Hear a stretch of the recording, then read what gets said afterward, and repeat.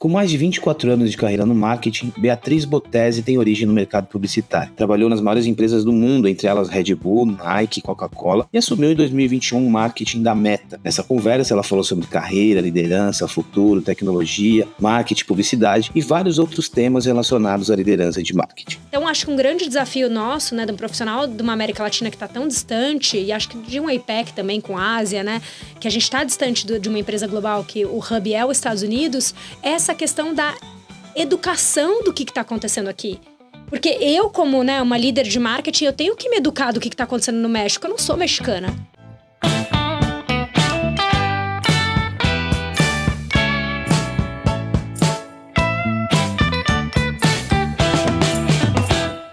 Olá pessoal, eu sou o Pacete, editor de Forbes Tech e Forbes MKT. Esse é mais um episódio da nossa série especial Forbes CMOs, onde eu converso com lideranças de marketing do Brasil, de grandes empresas também multinacionais que atuam aqui. Hoje eu vou receber uma CMO, para mim ela é CMO. Para mim ela é CMO, ela vai explicar um pouquinho como que essa cadeira dentro da Meta, que é a empresa que ela representa, ela se configura, mas para mim ela é uma CMO, ela já saiu na lista da Forbes CMOs. A gente vai resgatar o ano aqui. Trabalhou para grandes marcas globais. E é uma querida, né? É uma amiga, além de tudo. Bia Botesi, bem-vinda. Ai, amigo, que honra. Finalmente você aqui. Finalmente. A gente brincou na hora que eu cheguei, né? As agendas estão tão corridas, tem tanta coisa acontecendo que eu te prometo que é este mês, né? Esse Q4 da nossa vida, que tanta coisa acontece, né? Nosso outubro, novembro e dezembro. Eu tô selecionando com muito carinho e com muito amor os lugares que eu quero estar. E com certeza, acho que não só pela Forbes, né? E tudo que vocês são para nossa indústria, mas você, como pessoa física, pelo amigo que você é, uma pessoa que tá há tanto tempo na minha jornada, há tanto tempo na minha vida, né? Desde Nike, Coca-Cola. Mais de 5 anos, hein? Muito mais. Então, acho que a gente tem um relacionamento que a gente pode sim dizer que é de amizade. Então, eu tô muito feliz e honrada de estar aqui com você, de ver esse projeto incrível que você tá liderando, esse podcast, assistir alguns e fiquei muito honrada com o convite. Então, obviamente que eu daria um espaço na agenda para priorizar esse momento tão especial com você. Obrigada. Uma honra, Bia. O carinho é recíproco, tanto meu como da Forbes. E eu tô lembrando aqui, nós nos conhecemos, você tava em Coca-Cola, né? Foi em Eu achava Coca. que você... Inclusive, eu achava... Você nasceu aonde? Eu nasci em Campinas. Em Campinas. Eu achava que você era carioca na época. Então, porque eu morei no Rio lá. 7 anos, é verdade. Foi Coca. Foi alguma entrevista de Coca, então, mas que você estava na tua gestão anterior. Foi. Exato. Foi na época do Meio Mensagem, depois teve Monteod, Caboré ali. Exato. Bia, a gente muita tá falando juntos. muita coisa. A gente tá falando de Coca-Cola, Nike, a gente tá falando de algumas e outras que eu não mencionei. A gente tá falando de algumas das maiores marcas do mundo aqui. E aí você faz uma migração pra Meta, né, que também dispensa aqui a apresentação.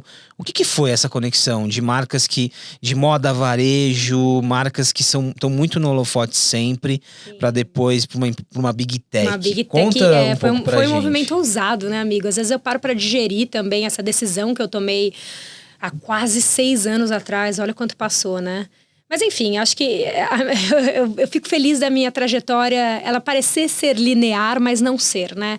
Ela é bem diferente, acho que eu dei alguns passos ousados e muito importantes. Eu digo que além de ousados, foram corajosos, né? Para o momento que eu estava, você acompanhou bem a época da Coca-Cola, eu estava super bem lá, eu fiz um movimento para ir para a Meta e a gente já fala sobre isso. Até então, Facebook, para assumir o Instagram, e todo mundo olhou para mim com uma cara, tipo, como assim você vai sair de bens de consumo, né? Onde você está tão estruturada há tantos anos para fazer esse movimento. Mas enfim, dando alguns passos para trás, você sabe que esses dias eu estava conversando com alguém do meu time, e eu fui falar que eu tinha 24 anos de carreira e a pessoa tinha 24 anos de vida. Então eu estou nesse momento nostálgico, entendendo que o que eu tenho de carreira hoje, muitas das pessoas do meu time têm de idade. E tem sido super poderoso, né? Porque são 24 anos de carreira, né? Parece que eu sempre me senti a pessoa mais nova da sala, super oxigenada. E agora não, né? Agora tem pessoas muito mais oxigenadas que eu, muito mais novas que eu, me desafiando muito mais. Isso é muito importante e especial pra mim. Então, acho que a minha carreira tá no auge de felicidade, sabe? De estar fazendo o que eu gosto, da forma que eu gosto e principalmente de com quem eu gosto. Eu tô com um time muito especial. E como eu falei, ela não foi nem linear, né? Eu comecei a trabalhar, eu sempre soube que eu queria ser publicitária, né? Desde sempre. E tem uma frase minha que eu falo pra minha mãe, que hoje ela me dói, assim, um pouco, mas ela me mostra o quanto a gente evoluiu. E a frase era, e amo a pessoa, né, e tá tudo ótimo. Mas era essa idolatria que a gente tinha pelos homens líderes, né, da publicidade na época, 25 anos atrás. E eu falei pra minha mãe, mãe, eu quero ser o Nizam Guanais de saia. E é muito curioso, porque eu fiquei com isso por anos na cabeça. Hoje eu sou amiga pessoal do Nizam, já contei isso pra ele adora, tá tudo ótimo com a afirmação. Mas por que a gente não tinha mulheres de saia pra me inspirar ali, né? Não tinha aquela época, 25 anos atrás, líderes de indústria, de publicidade, né? Enfim. Então acho que também nesse tema de D&I muita coisa mudou e eu fico muito orgulhosa hoje de terem mulheres de saias e vestidos liderando indústrias de publicidade. E tenho certeza que as gerações agora de publicitárias podem se espelhar em muitas mulheres inspiradoras. Você se deu conta, quando você fala desse episódio dos 24 anos de carreira e a pessoa, eu não sei se era um homem ou uma mulher, mas você se deu conta que para aquela pessoa você já era uma referência? Era uma mulher ou um homem? Não, eu falei que eu queria ser o Nizam de Guanais de saia. Não, pra essa pessoa que tem 24 anos de idade, quando você contou que tinha... Ah, não, foi pra uma pessoa do meu time que eu tava contando. Ali você teve a noção de que você já era uma inspiração? A resposta que às vezes a que gente eu ouvi, amigo... E eu acho que esse é um capítulo à parte muito importante, já volto pra carreira. Mas a resposta que eu ouvi de alguma dessas pessoas de 24 anos, e eu sou zero de falar sobre isso, né? Mas é o que me motiva hoje, foi que essa pessoa, ela falou, Bia, eu sou publicitária por sua causa. Eu fui, né, a Nizam Guanais de saia, né, a Bia, né, assim como outras milhares de líderes que a gente tem hoje na indústria que estão fomentando mais mulheres, né, na publicidade, na comunicação, no marketing. Então, eu não me dei conta, mas a ficha cai quando eu ouço, né, às vezes eu posto alguma coisa e eu vejo meninas no começo de faculdade, Bia, me dá uma dica, faz uma mentoria, você consegue só me mandar um áudio sobre tal tema? Então, eu vejo que tem essa paixão de mulheres, né, que estão começando nas suas indústrias, de verem outras mulheres e saberem que sim, a gente pode chegar lá. E eu comecei em agência, né? Eu fui da Portal Publicidade, que é uma agência em Campinas. Eu estava estagiando ainda, estava na faculdade na época.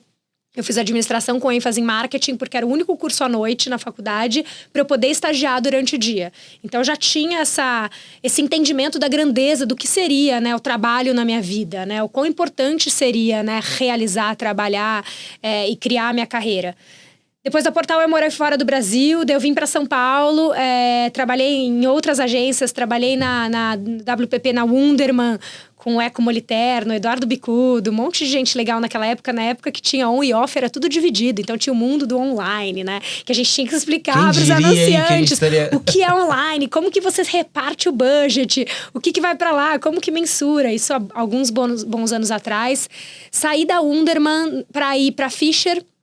O Fadiga, maravilhoso, que estava comigo agora na China, era o presidente, né, diretor de atendimento da Fischer na época. Ele me levou para lá, fiquei alguns anos na Fischer, atendendo algumas contas dentro da área de atendimento. Saí da Fischer para ir para o movimento do lado do cliente. Foi quando eu assumi o marketing da Red Bull, que foi um momento muito especial na minha carreira, que eu sempre paro e pauso para agradecer. Foi essa migração de ir para o lado do cliente. A Red Bull é uma grande escola, né?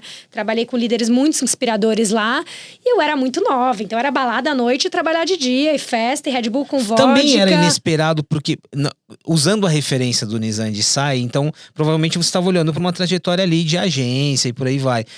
Quando você vai para Red Bull, você fez essa reflexão, caramba, acho que aqui eu já mudei um pouquinho. Eu fiz, mas eu fiz sabido, assim, eu tava consciente de que talvez o mundo do cliente seria um mundo interessante para mim por milhares de motivos, né? Eu amo agência, mas eu queria testar esse outro lado. Eu queria conhecer o que seria, então, sentar numa cadeira de gerente de marketing, analista de marketing e começar a entender muito bem sobre um tema só, né? O atendimento de agência, ele é um profissional super multidisciplinar que entende muito de vários temas. Isso é irretocável, né? Ótimo. Mas eu ficava com aquele sentimento, nossa, eu sei muito sobre carro, sobre defensivos agrícolas, sobre plano de saúde, plano médico, eu sabia vários temas de clientes que eu atendia na agência. Como que seria a minha vida se eu sentasse numa cadeira de marketing e pudesse entender muito sobre o P&L de uma empresa, sobre o business dela, né? Sobre eu ser a pessoa que tô passando esse briefing, esse desafio de negócio. Então eu tinha essa intenção, eu fiz esse movimento bem, bem sabido, assim, e não me arrependo nada dele. Saí da Red Bull pra ir pra Nike. Deixa eu fazer, só Essa uma... Deixa também. eu pescar, você mencionou o P&L aqui. E aí eu queria já fazer o que você está descrevendo aqui, do tempo que você tem de trajetória, você acompanhou muita mudança no que é o fazer marketing. como disciplina, como ciência e por aí vai. Nessa experiência de Red Bull, a gente tá falando de uma marca que ela não é, a Red Bull não é sobre produto, ela tá acima, é uma potência em conteúdo. Ali, quando você começa a entender o mundo do marketing, você tinha uma noção já. Você começa a perceber que ele era muito ciência, que ele era. Você mencionou o PNL aqui. Sim. Ou ainda o marketing tinha um olhar, principalmente de fora, de que ele era criação, só criatividade, publicidade, campanha. Em outras palavras, você já começava a ver: olha, eu tô mergulhando aqui no mundo que é de negócio e que decide o rumo de uma companhia. Perfeito. Eu acho que essa foi a grande sacada nesse movimento, né? Ao entrar na Red Bull e depois eu fui pra Nike e depois eu fui pra Coca-Cola. Então isso só se consolidou, assim, exponencialmente vezes 1 milhão. Mas a Red Bull é uma empresa de um SKU só, né? Teoricamente. Pois é. Então, eu acho que lá não teria lugar mais especial onde esse equilíbrio é muito perfeito, né? Porque a construção da marca, a construção de um slogan, né? De posicionamento, gives you wings, né? Te dá asas, tá lá há tantos anos e essa marca é tão importante, esse conteúdo é tão importante, ele é tão rico que hoje ele é até monetizado, né? Toda essa parte de criação de conteúdo da Red Bull. Mas não é uma ONG. É uma empresa que está vendendo, que tem sim seu P&L, que tem sim seu olhar de negócio. Não adianta, o marketing não é área de investimento, o marketing tem que ser também essa combinação da fonte de receita, né? Como que você investe para que isso volte para o seu P&L, para que você venda mais, para que você consiga mais, né, gôndolas, distribuir melhor, novos países. A gente cuidava de Latam na época, como que a gente domina os outros mercados. A concorrência estava começando a acontecer, então não tinha o Red Bull sozinho, de repente tinha Coca-Cola com os seus energéticos. Nossa, Né? hoje a Monsters, lista, ela... é gigante, né? Hoje tem energéticos orgânicos, que naquela época nem tinha. Enfim, é um mundo que eu nem tô tão à parte. Mas hoje o market share deste mercado é totalmente diferente do que era há 20 anos atrás. Então foi aí onde caiu a minha ficha, né? De que ao fazer um bom marketing, você mexe nesse ecossistema da companhia como um todo, né? E eu entendi muito isso ali. A liderança era do Pedro Návio. Maravilhoso. Um querido também. Pedro tá hoje, né, voando aí fora do Brasil, mora em Chicago, enfim, mas liderou a Red Bull por anos. E o Pedro, um jovem de 30 anos na época, né, liderando a Red Bull, ele tinha muito esse olhar de, gente, vamos fazer, e ele usava esses jargões, né, vamos fazer um marketing foda, vamos, né, ser desejado pelos jovens, eu quero os universitários, todo mundo tomando Red Bull, eu quero essa paixão pela marca, e o olho dele brilhava ao falar isso. Mas eu preciso de dinheiro no bolso, eu preciso mostrar lá pra fora, para os Estados Unidos, que a gente tá crescendo, exatamente. Assim que ele... Então esse equilíbrio foi muito importante ali na Red Bull. Assim que ele saiu, Bia, da Red Bull, eu fiz uma entrevista com ele e depois ele tinha um outro lado ali, esse lado de provocar, mas ele olhava muito pra tecnologia, pra startups, a vida dele, assim. Muito. Então, esse frescor era muito interessante. É um profissional muito à frente do tempo dele. O fato, e aí só pra gente fechar o Red Bull aqui, eu achei muito interessante isso. O fato de ser uma empresa, naquele contexto, né, de somente um SKU, somente um produto em especial, o que te trazia de desafio, mas também de... A gente poderia olhar e falar, não, tem um lado confortável aqui. Mas não, pelo contrário. Zero. Porque você tinha um produto pra... A gente tinha um produto e o nosso grande desafio como time na época, que a gente conseguiu cumprir, graças a Deus, era reposicionar esse produto no Brasil. Porque a gente estava chegando na América Latina, a gente estava chegando no Brasil com toda essa potência de concorrência começando a acontecer. E naquela época, diferente de agora, o Red Bull era muito consumido apenas noturno. Então tinha essa intenção de reposicionar para começar também a alavancar os momentos de consumo para que também as pessoas consumissem o Red Bull diurno, né? Nos momentos durante o dia. Ou seja, não somente misturado com álcool nas festas, né? E festivais. Então, foi muito interessante porque a gente entendeu desse business, né? Com começo e meio e fim, de A a Z, para entender quais eram as ocasiões de consumo. Será que a pessoa no trabalho, logo depois que volta do almoço, pode abrir um Red Bull e tomar um Red Bull porque ele tá cansado, ao invés do cafezinho, e ele substitui a cafeína, né? Pela outra cafeína? Será que a pessoa que tá dirigindo e vai pegar uma estrada daqui até Campinas e tá um pouco mais cansado no carro, pode tomar um Red Bull? E a pessoa que vai fazer uma prova e precisa de um pouco mais de concentração. Então, foi muito interessante pra gente, como time de marketing na época, né? E todo mundo que estava lá entender essas novas ocasiões de consumo, começar a fomentar elas, criar campanha para isso, posicionar as marcas. E hoje eu não sei como é que tá, é um business que eu não tô há bastante tempo, mas eu sei que na época a gente conseguiu fazer esse shift de fato, o Red Bull ser tão consumido quanto, né, durante o daytime, né? E não só o nighttime, mas durante o dia. Olha que legal. É um grande desafio. Eu vou numa linha linear, diferentemente da tua trajetória, mas olha que legal depois o tanto de repertório que você teria quando chegasse na Coca-Cola. Mas aí, Nike, como foi? Assim, como surge Nike em tudo isso? Sou apaixonada por esportes, né? Gosto mesmo. Eu digo, né, meus amigos próximos, já que você é eu vou contar aqui nesse podcast, que eu falo que eu sou uma atleta frustrada. Eu tento fazer tudo e sou nota 7 em tudo. Então eu ando de bicicleta, mas eu não sou muito boa, mas eu ando. Mas agora você tá numa fase da lama, né? Agora eu dirijo TV, eu corro, eu já fiz, né, meia maratonas, eu já fiz competição de bicicleta, eu jogo beach tênis, eu vou fazer aonde. Eu vou escalar, eu vou isso. Então eu tô sempre muito conectada com natureza e com esporte. Esporte é uma grande terapia, além da terapia, a endorfina é algo que me move muito como ser humano. E foi isso já nessa época, assim, mais do que nunca. Aquela época eu tava correndo bastante, enfim. E tomando muito Red Bull. E eu recebi essa ligação inesperada na época do até então VP de marketing da Nike para ir para a Nike, para assumir como diretora de marketing da Nike para algumas ocasiões também, né? Uma delas era a corrida. E esse momento era um momento muito especial do Brasil e muito especial da Nike, né? Que não teria como, né, para uma apaixonada por marketing, uma apaixonada por esportes, falar não para uma proposta como essa. Então, eu assumi o marketing da Nike em 2013, na véspera da Copa do Mundo. Na véspera de uma Olimpíadas no Brasil, né? O Cristo estava na capa da Times, voando. O Brasil era a bola da vez, a nossa economia pulsando e o esporte, né, oxigenando muito o nosso país.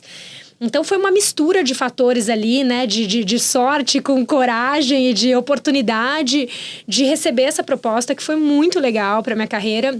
Eu fiquei pouco tempo na Nike porque eu fiz a migração para a Coca-Cola, mas eu gosto sempre de olhar minha carreira dessa forma não linear, de entender que sempre nos momentos em que eu tô muito feliz e que a coisa tá muito ótima, são os momentos que eu começo a me abrir um pouco para possíveis conversas e possíveis movimentos, né? Porque às vezes você tá num momento não tão legal e não necessariamente esse é o melhor momento para você conversar ou fazer uma movimentação. E como a gente sabe que as coisas são cíclicas, né?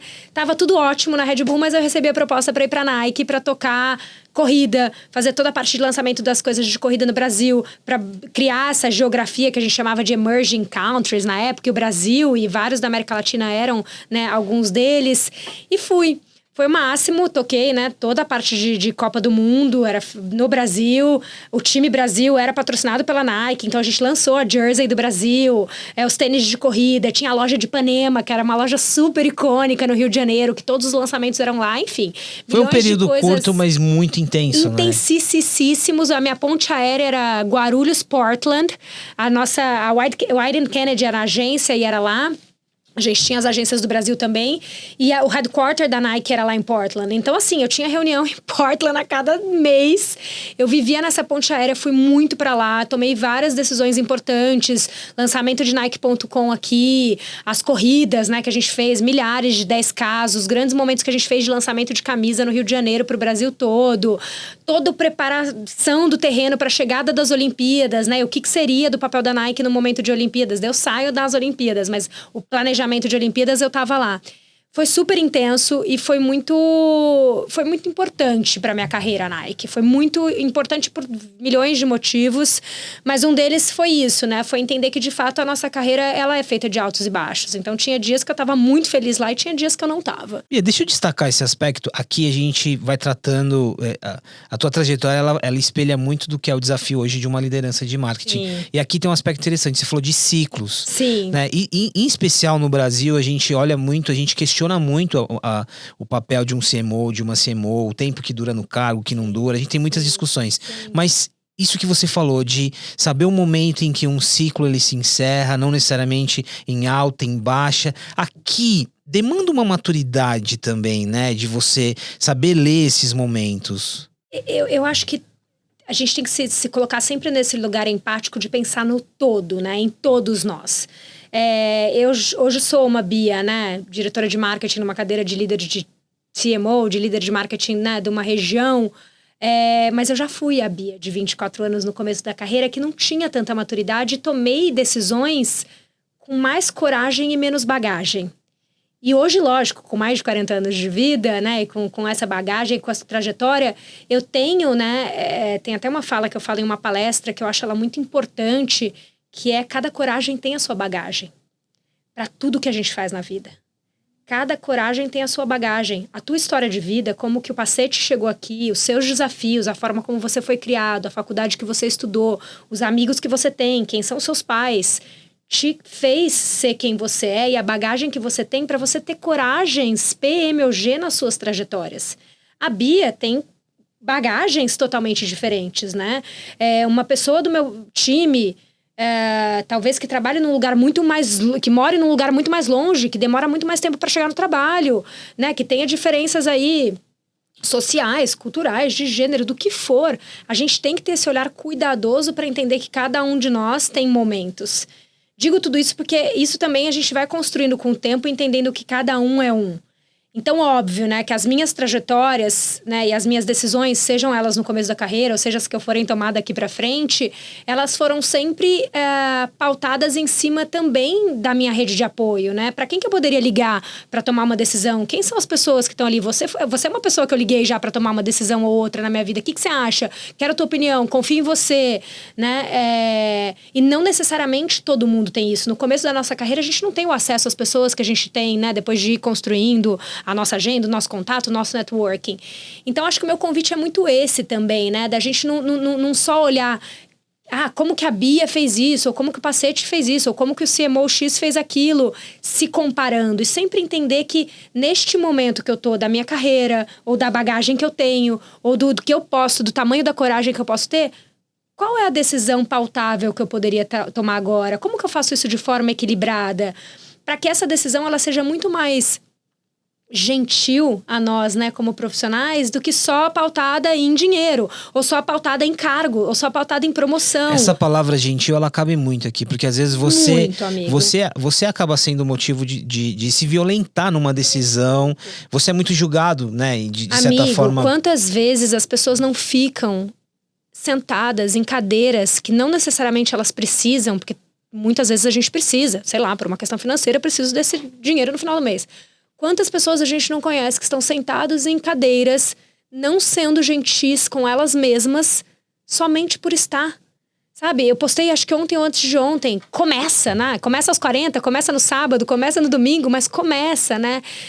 É tão importante esse convite nosso para... E perceba que todos sofrem aqui nesse processo. Eu achei legal, além da lucidez, quando você fala em relação a você como líder, mas quando você olha para a equipe, de ter essa lucidez. Não, na minha equipe eu tenho pessoas com repertórios e bagagens totalmente diferentes.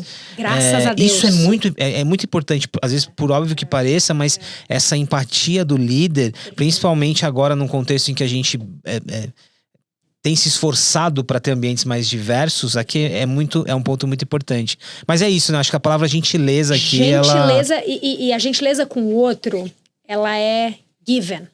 Ela é necessária, ela tem que acontecer. Não tem mais espaço pra gente não ser gentil com as pessoas que estão aos nossos lados. Mas a gentileza com nós mesmos, a gente esquece dela no processo, né? E eu tô muito nessa fase profissional e pessoal de ser gentil comigo. Isso tem sido muito prazeroso. Mas vou contar agora que eu fui pra Coca. Você foi pra Coca? A Coca foi gentil com você? Como foi pra gente fechar esse ciclo pré-meta? A Coca foi uma mãe? Essa foi a frase? A Coca foi muito gentil comigo. Eu não sei se eu faço essa analogia de mãe, mas a Coca é uma mega empresa. Eu adoro a Coca-Cola, eu adoro os profissionais da Coca-Cola. Eu gosto muito da liderança da Coca-Cola, né? Dos meus líderes na época. Eu lembro quando eu contei pro Selman, que era meu VP na época. Talvez ele vá ouvir isso. E ele falou assim pra mim, eu falei, Selman, depois de 6 anos de Coca, já conto um pouquinho como é que foi, mas depois de 6 anos de Coca, eu sentei com o Selman na época pra contar que eu tinha recebido a proposta pra ir pro Instagram. E eu tava super nervosa de pedir demissão da Coca, porque a gente tava em um monte de transição, novos CMOs chegando, eu tava fazendo essa vaga meio interina, eu tinha acabado de assumir, a Adri Nakfus tinha mudado, eu tinha acabado de assumir a IMC com uma equipe de quase 80 pessoas, eu tinha vindo para São Paulo pela Coca, pra estar mais próximo do engafador, enfim, a Coca tava investindo em mim e eu na Coca. E eu tive essa coragem, essa gentileza de optar por um novo passo de carreira. Você foi gentil com você aqui. Eu fui gentil importante. E eu acho que eu fui um pouco visionária. A gente fala sobre isso em um segundo. E eu lembro que eu fui contar pro meu chefe, eu tava muito nervosa. Eu falei, eu acho que eu recebi uma proposta pra ir pro Facebook, o Instagram. E eu falei, nossa, ele vai me achar uma mega louca. O Instagram não é o que a Meta é hoje, né? Em termos de funcionário. Há 6 anos atrás, né? As coisas estavam começando a ser formadas aqui. O time era super enxuto. Eu tinha uma equipe de 80 pessoas na Coca. E eu fui ser uma IC, que é um Individual Contributor. Eu fui sozinha.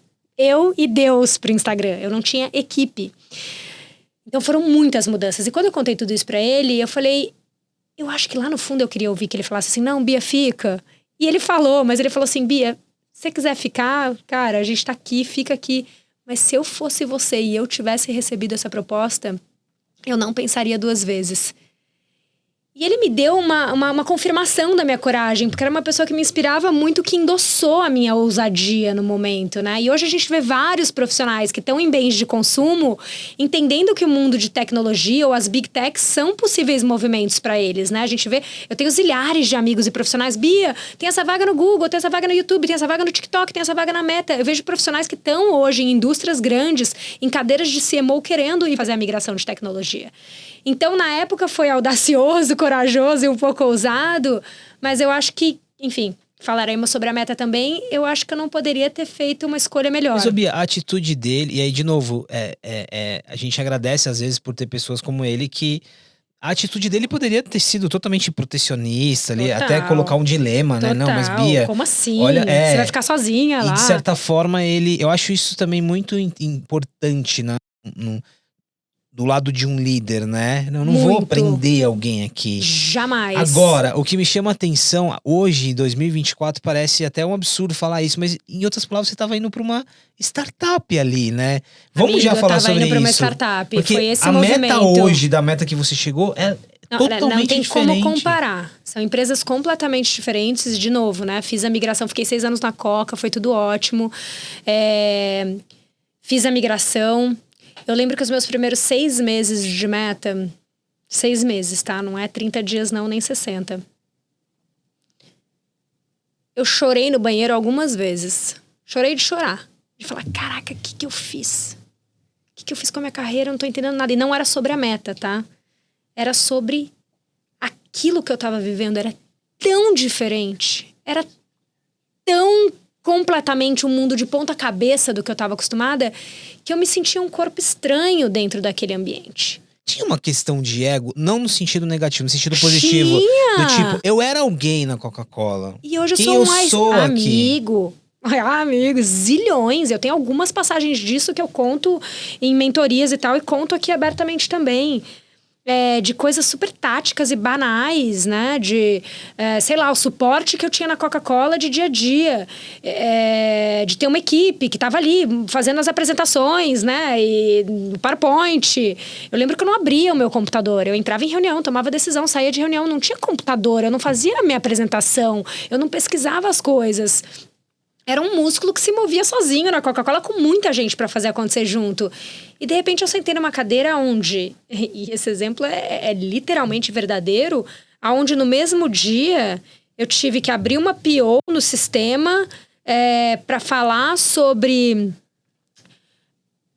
fazer um discurso ali, né, e um pitch, né, uma defesa de que eu precisava ter pelo menos mais uma pessoa no time, mais uma, que seria um prestador de serviço, e eu contratei via agência um prestador de serviço para ter alguém para me ajudar, e eu fui lá abrir no sistema, fiz a PO, emiti a nota fiscal, nananã.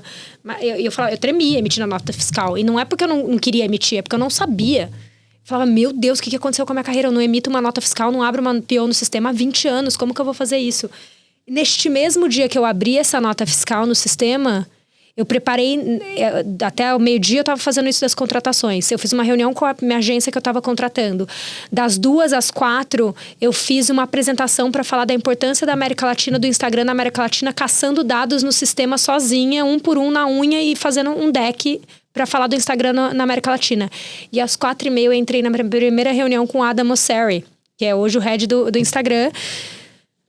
Assim, né? Hi, Adam! Eu sou a Bia, sou a nova líder aqui de marketing do Brasil. É isso que tá acontecendo aqui. Esses são os dados do Brasil. A gente precisa disso, precisa daquilo, nanã. Então, em um dia, eu fui dar nota fiscal ao Adam Mosseri, em menos de 24 horas. Então, este era um exemplo de como as coisas, né, de fato acontecem. E lógico, hoje não é assim. Hoje a empresa está mais estruturada, enfim, tem milhões de coisas. Eu tenho uma equipe hoje, as coisas mudaram, né? Mas, lógico que tem o ego. E eu acho que não é o ego ruim, não, que todos nós temos, né? Não é esse ego da competição, meu Deus, o que eu fiz? Eu era isso e hoje eu sou aquilo. Não é sobre isso. Mas é um ego um pouco mais questionador e até um pouco cruel, né? Que a gente tá falando de gentileza. Eu trago esse também, que era aquilo... Pô, será que eu sou mesmo, né? Eu deveria mesmo ter vindo? Será que eu tô preparada? Meu inglês é bom o suficiente para fazer a reunião com ele? Eu consigo fazer um PowerPoint bonito, sendo que eu nunca fiz, quem fazia era outra pessoa para mim? Será que o Brasil vai ser priorizado ou não vai? Porque eles confiam em mim ou não? Eu odeio esse clichê da síndrome da impostora, né? Mas eu era a impostora vestida de vestido, né? E acordando todo dia com essa dor de ter que reaprender a trabalhar em um lugar totalmente diferente do que eu estava acostumada. E, by the way, a propósito, com um sorriso no rosto, fingindo que tava tudo bem. O Bia, deixa eu abrir um parênteses aqui. E aí, óbvio, quando a gente fala hoje da Bia Botezzi, da Meta, tem todo tem um glamour envolvido aqui, né? Volta uma questão do ego também positivamente, mas eu acho que eu vou abrir um parênteses aqui para falar de profissionais, especificamente de Big Techs aqui no Brasil, que hoje uma Gabi Comazetto no TikTok, você olha pra Gabi, nossa, né, que baita executiva no TikTok, nossa, é o emprego dos sonhos, mas ela teve que desbravar muita coisa, e assim foi com o Twitter, na época do Twitter, com o Pinterest, com o próprio Google, muito trabalho de abrir escritório, trabalho de conquistar um mercado, ou seja, hoje é o resultado de muito trabalho aqui, de muito brasileiro, né? Perfeito. Nossa, excelente ponto. Eu acho que eu não tinha feito essa analogia. E que muito legal que esses exemplos que você foi citando são até mulheres, né? A gente falou da Fiamma aqui, a gente falou da Gabi, a Paty hoje que tá liderando o YouTube também. São várias players aí, né? Que estão muito próximas a mim. E eu acho que, graças ao bom Deus, hoje tem muito essa troca da gente realmente se ajudar. Agora, algumas semanas atrás, a gente comentou sobre isso. Gabi e eu estávamos juntas na China. E a Gabi é minha amiga pessoal. E daqui a algumas semanas a gente também tá indo fazer outra viagem juntas. E a gente posta coisa juntas. Ela, toquei com a Gabi. E alguém me escreveu, alguém conhecido do mercado. Nossa, pra mim vocês duas se odiavam, alguma coisa assim. Eu digeri aquilo, né? E eu fiquei pensando qual que é a intenção da pessoa que pressupõe que Bia e Gabi Comazetto têm que se odiar. Cara, não é que a gente se odeia, a gente se ama. A Gabriela é uma amiga minha, eu tomo decisão pautada em coisa que ela me orienta. A Gabriela trabalhou na Meta, assim como outras líderes também. E não são todas as líderes do mercado que eu tenho amizade que eu tenho com ela. E eu não tenho problema algum, a gente concorre nos nossos aplicativos, mas são frenemies. Ela compra mídia aqui, e eu compro mídia lá. E também lá. É uma concorrência num nível que ele não Gente, não é o nível de mulheres competindo, né? E eu lembro que eu respondi isso pra pessoa. Eu falei, nossa, mas de onde você supôs que a gente deveria se odiar? A gente se gosta tanto e tão de verdade. E é tão bom para que outras mulheres vejam Bias e Gabis amigas, para que elas saibam que tem espaço entre outras mulheres, sabe? E esse convite que eu faço para meninas que estão chegando agora, para que olhem as mulheres ao seu lado como aliadas e não como competidoras e concorrentes, né? Enfim, acho que esse exemplo da Gabi é ótimo. E da gente ter desbravado esse mundo aí que muitos brasileiros desbravaram para fazer essa indústria, né, de tecnologia ser muito mais estruturada, forte, sólida no Brasil, e será ainda mais, né? Bia, eu vou fechar esse seu ciclo e Senão eu não paro de falar. Esse teu ciclo não linear e essa primeira parte, a gente vai fechar de uma forma muito legal. A lembrança que você faz em cima da minha menção de que muitas das Big Techs que cresceram, que se tornaram hoje no Brasil, liderados por mulheres, né? Ainda que a gente tenha líderes homens também, muito competentes, mas você mencionou algumas aqui, isso é muito legal. E volta lá na tua... Mesmo que você estivesse falando num contexto de agência, na inspiração, né? Volta na Bia lá, 24 anos atrás. Tem Gabis de saia, né? Pois Bias de saia. Agora, e muitas, que né? Bom. Que bom. Bia, vamos lá. Aí, o recomeço, né? A reaprendizagem, um novo mundo. Desafios. Saiu totalmente de uma zona de conforto. E aí você acompanhou o que foi a Meta, logo depois, né? Depois a gente tem Meta e todo um desdobramento de marca no Brasil. Pra gente começar a falar especificamente dos projetos e dos cases, o que tem no Brasil e o que teve no trabalho de vocês pra gente chegar aqui hoje e tá falando na mensageria da plataforma mais acessada, mais utilizada, do próprio Instagram, do Facebook, da relevância que todos eles têm. A Meta como marca, a Meta como marca. O que aconteceu? Não em relação à companhia de lá para cá, mas do papel do Brasil nessas mudanças todas, nesse crescimento, Perfeito. na verdade. A minha chegada na Meta foi exatamente nesse momento onde estavam se criando as áreas de marketing para o consumidor nessas regiões prioritárias, né? Então, não existia. Né? Assim, essas empresas, essas big techs, elas começaram a ter suas áreas de marketing recentemente. Por isso que esse movimento que eu fiz de carreira, ele foi curioso, né? Porque como assim você vai sair de diretora de marketing de uma bem de consumo para ir para uma empresa de tecnologia? Não existiam esses cargos. Então, muita coisa mudou. Primeiro porque começou a existir uma área, começou a existir investimento. Né? Essa área antes ela era quebrada por aplicativos. Então, a gente tinha um líder para cada um dos aplicativos e a sua business unit ali para cada um dos aplicativos. Daí ela se integra e a gente começa a fazer o consumer marketing na época do Antônio Lúcio, né, que já passou por aqui algumas vezes também, que era um líder muito inspirador. O Antônio Lúcio entrou em várias listas de um dos principais líderes no mundo. Antônio Lista Lúcio da é a Forbes razão e de eu outras ter aceitado tomar essa decisão de carreira e ir para o Facebook na época. Eu falava, se eu não trabalhar com essa pessoa, era uma admiração, continua sendo, né? Hoje ele é meu top 1 de pessoa que mais me inspira na minha carreira, Antônio, maravilhoso. É um motivo pelo qual eu fui para a Meta e o Antônio ficou lá por alguns anos, enfim. E a gente construiu essa área do zero, né? Então, o consumer marketing, né? Eu, o time, as equipes, a gente começar a comprar mídia, a fazer planos, a estruturar, a patrocinar eventos, o Instagram no Lollapalooza, o Match on Reels, o rebranding de Facebook para Meta e contar para todo mundo que Meta é o aplicativo do WhatsApp, Facebook Sabe o que e é Instagram. legal agora do que você está contando? Você reaprendeu tudo, mas você foi revivendo muita coisa. Então, ativação, Lollapalooza, Coca-Cola, Rock in Red Rio Bull, em Nike. 2019. Não, e evento mais grassroots, assim, de dia a dia, mais tático, de educacional. O papel de cada um desses apps, o planejamento estratégico de cada um deles, quem iria liderar. A nossa área hoje de marketing é uma área que a gente tem muito essa questão da colaboração cross-funcional, né? Então, o time de brands da minha equipe é um time relativamente mais enxuto, mas a gente tem várias áreas verticais que prestam suporte, serviços que são super importantes. Insights, DS, que é Data Science, com data, né, com informação. A gente tem mídia, né? Tem hoje uma gerente de mídia para ajudar a gente em todas essas compras de mídia que a gente faz dentro do time. Insights, já falei. Tem o time de Business Marketing, que é um time que está integrado hoje com a gente, que também faz o marketing para os negócios, no qual você participa bastante das nossas ações para os nossos clientes. Tem a parte de Creators, que também se integrou ao marketing, né? E tá tudo isso em conjunto. Então, assim, a gente foi evoluindo de uma forma, de uma velocidade, em uma rapidez que seria impossível contar tudo aqui. Mas eu acho que o mais importante do momento que a gente tá é essa maturidade de entender como que a empresa funciona, né? Tanto eu quanto o time. E a gente conseguir ser muito assertivo nas nossas escolhas, né? A gente não vai conseguir fazer tudo grande para todas essas marcas. Então, a gente tem muito desenhado quais são as nossas estratégias do marketing, do negócio, para o consumidor, para o negócio, né, para o business, para o criador. E a gente tem integrado cada vez mais os nossos planos. Então, acho que esse é o momento em que a Meta, o marketing da Meta está hoje na América Latina. Hoje eu não sou só Brasil, eu sou América Latina. México é um país super importante para a gente. Então, né, olhar também essa colaboração com outros países, né, de entender quais são os papéis, os resultados e como esses aplicativos estão em cada um desses mercados, que é completamente diferente, né? O Facebook ainda é maior que o Instagram no México, é gigantesco lá. Então, a gente tem investido bastante no Instagram no México para, obviamente, né, fomentar os nossos negócios na região. No Brasil já tem uma dinâmica totalmente diferente, um mundo chamado WhatsApp. Eu tive bastante experiência de trabalhar no México, fazendo eventos, inclusive. O México, ele não é óbvio como a gente pensa, ele né? É zero não óbvio. existe essa comparação. O México é muito parecido com o Brasil. É muito diferente quando fala de early adopters, de tecnologia, da forma de fazer negócios. Muito diferente, e eu acho que se você falasse, Bia, qual é um grande desafio de carreira hoje, esse é um deles.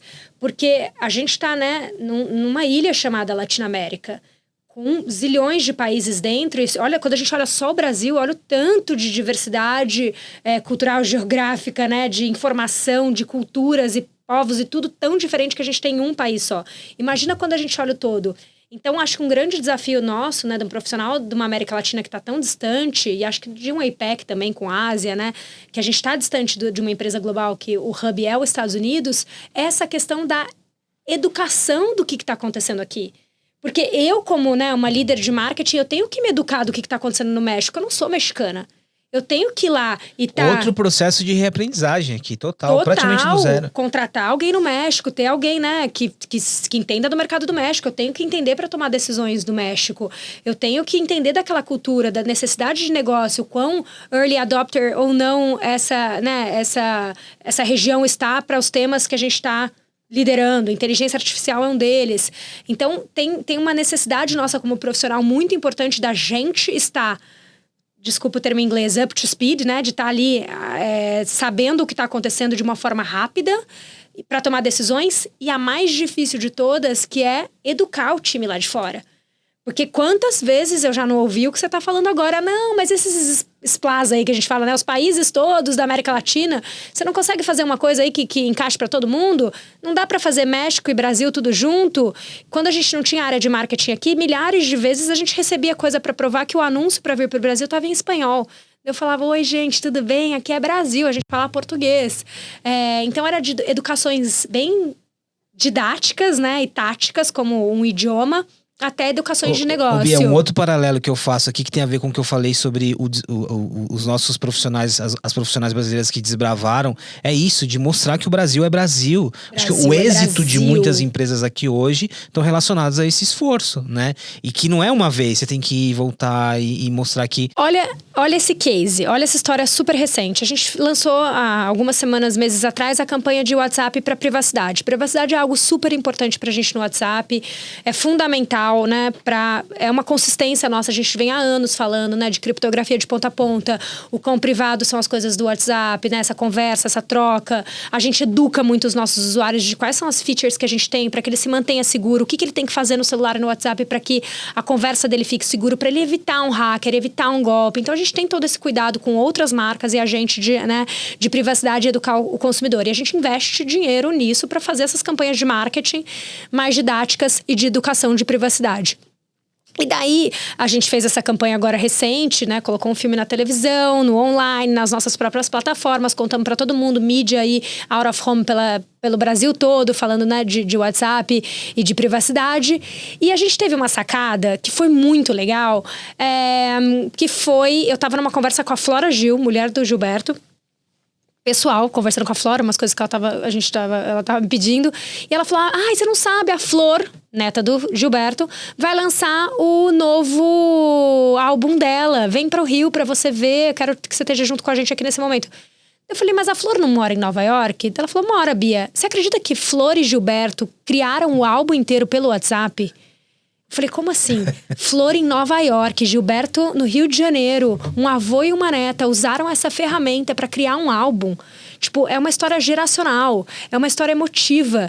Ela mandava, né, áudio once pra ele, né, o áudio que se apaga depois pra ele ouvir em primeira mão uma parte da música. Ela mandava fotos da letra, eles cocriavam juntos. Eles usaram o WhatsApp para criar um álbum inteiro entre eles dois e toda a equipe, né, e a produtora, etc e tal.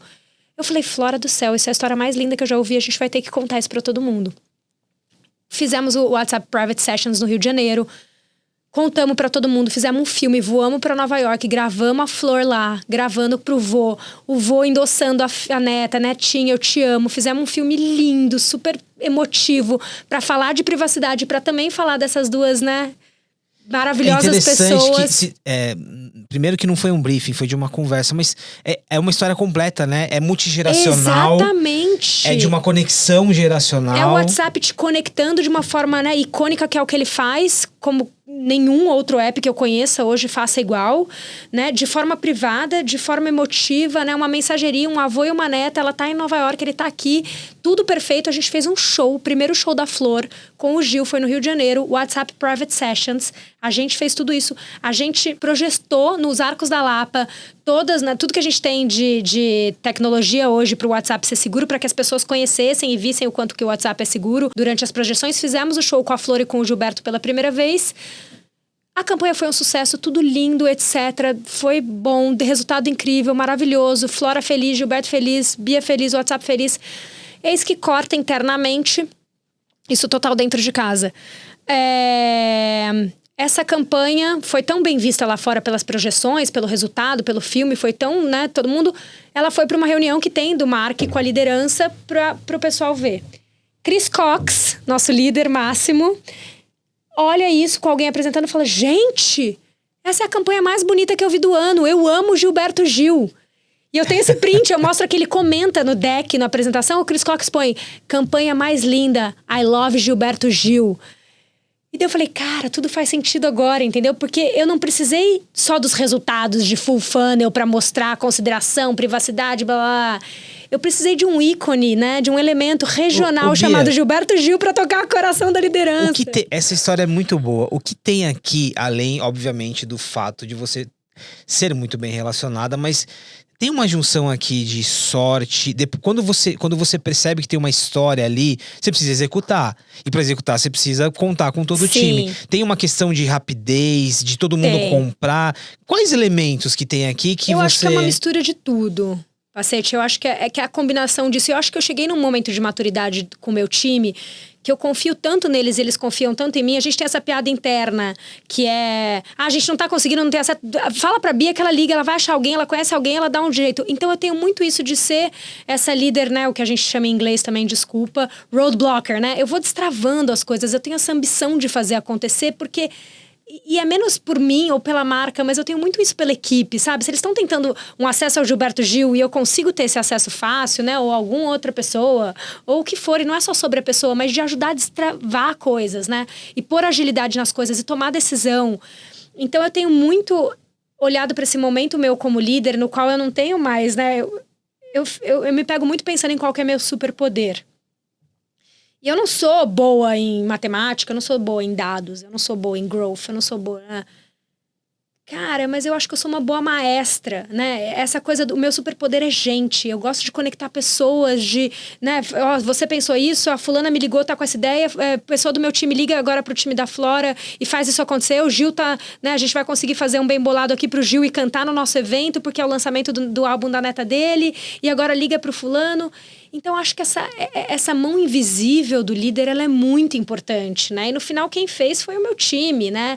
O Chris Cox comentando, esse é o melhor projeto do ano, eu amo o Gilberto Gil, é uma coincidência, porque talvez se fosse algum outro, né? E o Gilberto Gil ajuda um pouco, né? Mas olha que ajuda legal, ele pouco. poderia amar o Caetano Veloso, por exemplo, e não Sim. saber quem é o Gil. Ele poderia amar, né, a Anitta e não saber quem é o Gilberto Gil. Mas ele amava muito o Gilberto Gil e escreveu isso. Enfim, agora a gente vai fazer uma segunda onda porque o Chris Cox ama o Gilberto Gil. Que legal.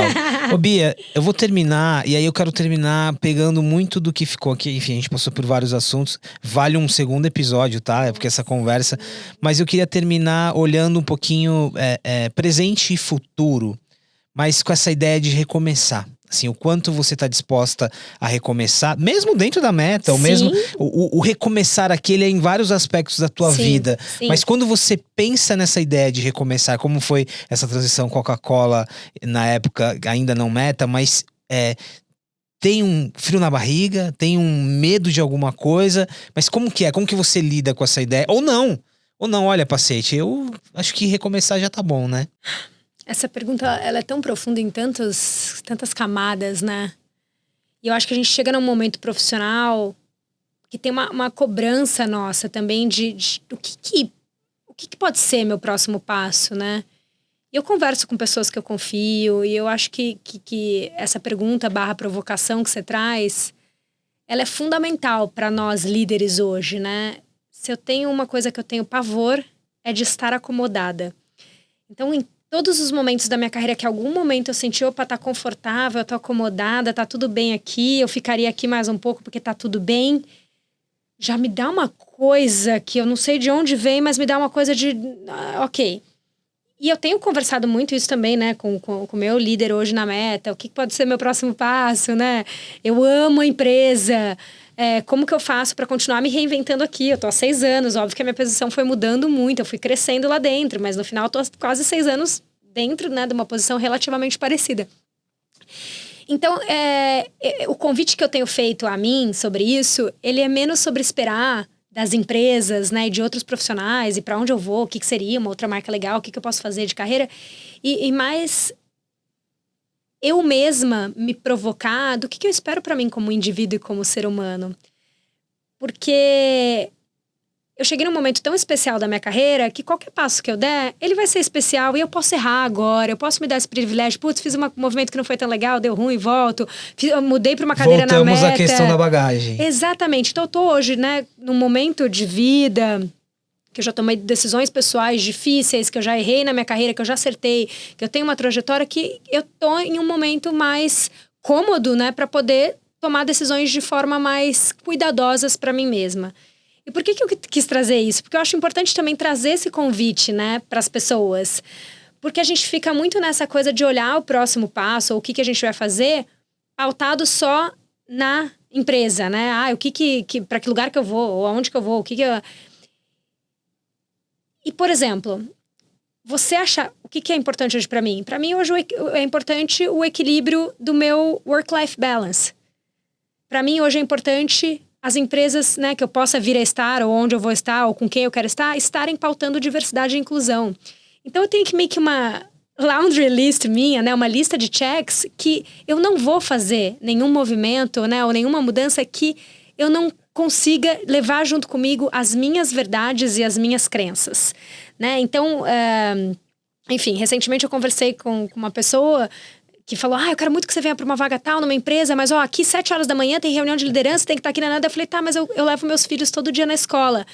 A VP de RH me respondeu, mas aqui você não vai poder levar seus filhos na escola. Eu falei, tá bom, continuei a conversa de uma forma muito educada, desliguei o telefone e agradeci pelo convite. Porque eu vou levar meus filhos todo dia na escola. Lógico que tem as exceções, né? Óbvio que eu vou ter uma reunião. Eu fiquei 20 dias na Ásia agora. Eu vivo viajando. Eu não vou conseguir levar sempre os meus filhos na escola. Mas eu não quero mais um espaço onde uma empresa diga pra mim que eu não posso levar os meus filhos na escola ou que eu não tenha uma liberdade hoje pra ir ali fazer, né, uma consulta médica ou alguma coisa. Hoje, pra mim, o equilíbrio entre o pessoal e o profissional, ele é tão importante. Você ser um único indivíduo é tão importante que qualquer coisa que eu vir a fazer vai ser pautada, né, neste indivíduo e como eu continuo sendo gentil comigo como pessoa, não só jurídica e física. Então, eu tenho cuidado de mim. Eu tenho cuidado da minha saúde, eu tenho cuidado do meu espírito, eu tenho cuidado de como eu me evoluo em termos, né, de inteligência, de saber o que está acontecendo. Essa viagem, de novo, da China foi isso, né? O meu time falou assim, Bia, parabéns por você ter aceitado ir para a China. Você jamais faria isso há 3 anos atrás. Eu falei, como assim? Você ia estar tão aqui presa no planejamento, não sei o que você não ia se permitir ir para a China se oxigenar. Porque para você é tão importante, a entrega tá aqui. E daí eu vi o quanto que eu mudei. Porque eu estar na China e receber um conhecimento que a China pode me dar, né? De inteligência artificial, de tudo que a gente está falando de tecnologia, de inovação. E o tanto que eu vou trazer... O que eu vou voltar de lá de bagagem para somar pro meu time é tão mais rico do que eu ficar dentro de casa fazendo PowerPoint. Sabe uma coisa legal aqui? Eu falei, eu acompanhei no Instagram a tua viagem e o entusiasmo ali, né? É legal também que você não normalizar algumas coisas, né? Caramba, eu estou indo pra China. Sim. E eu tenho hoje essa oportunidade. Eu tenho um time que segura a onda ali. Isso é muito legal, assim, de reconhecer também como uma conquista, né? Ô Bia... E cursos, né? E a gente se manter vivo e a gente conversar com pessoas. Tem alguma coisa mais importante do que essa troca que a gente tá fazendo? Né? É um podcast? É um podcast, mas isso aqui é uma troca. Você é uma pessoa que eu admiro, você é uma pessoa que eu respeito. Olha a bagagem que você tem na indústria. Pra mim é prazeroso conversar com o Luiz Pacete, né? Você me oxigena, você me enriquece. Olha o tanto de coisas que você trouxe aqui, fortíssimas, inclusive. Então é muito importante esse espaço. Ô Bia, eu vou terminar com um exemplo da saia, porque... e aí, hoje pode ser um homem, uma mulher trans, um homem trans. Hoje a referência, muita gente olha pra você como referência. Né? Então, acho que aquela ideia de inspiração, ela muda hoje, e ainda bem, né, totalmente, mas quando eu falei pra você sobre a ideia da nossa conversa aqui, ela traz sim o elemento da companhia onde você tá, você falou das empresas que você passou, mas eu acho que essa vulnerabilidade como pessoa e como profissional, né, e aí que fecha no equilíbrio que você falou. Bom, eu só tenho a agradecer, a gente continua, demorou, mas a gente conseguiu conversar, que bom. Vamos fazer o 2, Vamos fazer o 2, a gente poderia fazer o 2 Minha cabeça tá pegando fogo. Aqui. Só pra falar da China, mas obrigado pelo tempo e principalmente por se abrir. Eu acho que com muita honestidade, com muita transparência, muita gente, homens e mulheres que estão te assistindo aqui, vão se identificar e com certeza vão ter como inspiração. Meu amigo, obrigado. Eu gosto de falar que tá tudo bem não estar tudo bem. Né? Então, quando não tá tudo bem, como que a gente fala isso também? Como que a gente traz essa liderança mais vulnerável? Quantas vezes eu já não chorei em reunião com o meu time, já não precisei deles dizendo que eu tava mais fraca ou mais sensível? Então, a humanização da relação dos trabalhos é algo que eu tenho cuidado muito, investido muito meu tempo agora também. Então, fica aqui meu convite também para todo mundo de sermos líderes mais humanos, mais empáticos, principalmente na era das inteligências artificiais, onde a soft skills vale mais do que qualquer coisa. E meu agradecimento para você, que Muito eu tanto bom. admiro. Você tanto sabe que respeito. a gente poderia ter ficado um tempão aqui falando de inteligência artificial, quase não mencionamos. Olha isso! Mas olha o tanto que a gente falou aqui sobre o humano e que vai ser essencial nesse mundo de AI. Bia, muito obrigado.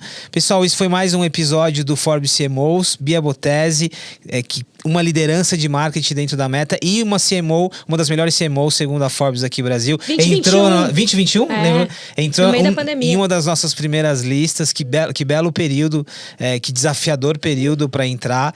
Muito obrigado pela presença aqui e a gente se encontra no próximo episódio.